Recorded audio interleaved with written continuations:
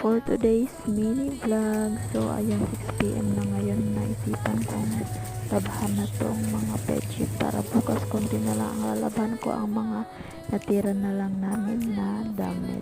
So nilaban ko na ang bedsheet, ang mga basahan at ang 2 pirasong bag. So bali tinanggalan ko yung mga sofa ng cover at yan, napakalinis na ng higaan bagong palit. Ay, ang sarap-sarap na tulog kapag bagong palit ang higaan. So bali yung isang bedsheet, tatahiin ko siya kasi medyo may butas siya ng konti bago ko ilalagay dito sa taas. So habang naglalaba ako, nagsaing na rin ako at iinitin ko na lang yung mga ulam na tira kanina at magluluto ako ng 2 itlog. At habang nagluluto ako, naglalagay na rin ako ng mga plato sa lamesa.